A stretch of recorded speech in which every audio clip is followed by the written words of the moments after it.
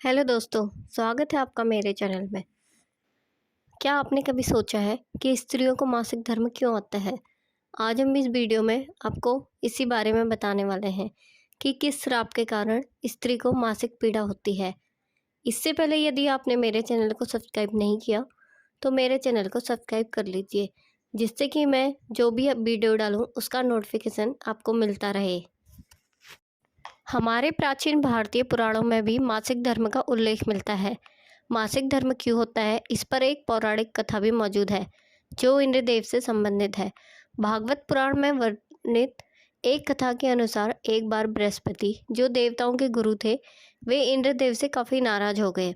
इसके चलते असुरों ने देवलोक पर आक्रमण कर दिया और इंद्र को अपनी गद्दी छोड़कर भागना पड़ा।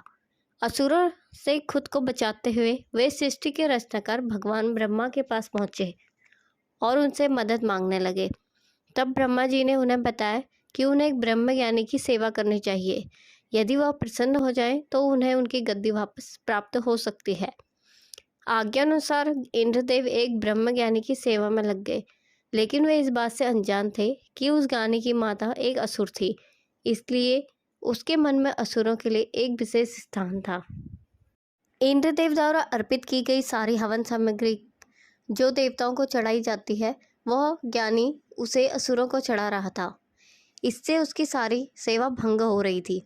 जब इंद्रदेव को सब पता लगा तो वे बेहद क्रोधित हो गए और उन्होंने उस ब्रह्म ज्ञानी की हत्या कर डाली। एक गुरु की हत्या करना घोर पाप था, जिस कारण उन पर ब्रह्म हत्या का पाप आ गया। ये पाप एक भयानक राक्षस के रूप में इंद्र का पीछा करने लगा। किसी तरह इंद्र ने खुद को एक फूल के अंदर छुपाया और 1 लाख साल तक भगवान विष्णु की तपस्या की। तपस्या से प्रसन्न होकर भगवान विष्णु ने इंद्रदेव को बचा तो लिया, लेकिन उनके ऊपर लगे पाप को मुक्ति के लिए एक सुझाव दिया। इसके लिए इंद्र को पेड़, जल, भूमि और स्त्री को अपने पाप का थोड़ा थोड़ा अंश देना था। इंद्र के आग्रह पर सब राजी हो गए, लेकिन उन्हें बदले में इंद्रदेव से एक वरदान देने को कहा।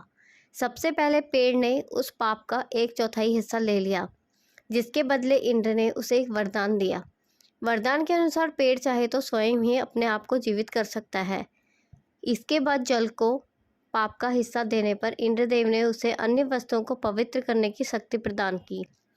यही कारण है कि हिंदू धर्म में आज भी जल को पवित्र मानते हुए पूजा पाठ में इस्तेमाल किया जाता है। तीसरा पाप इंद्रदेव ने भूमि को दिया। इसके वरदान स्वरूप उन्होंने भूमि से कहा, उस पर आई कोई भी चोट हमेशा भर जाएगी। अब आखिरी में बारी स्त्री की थी।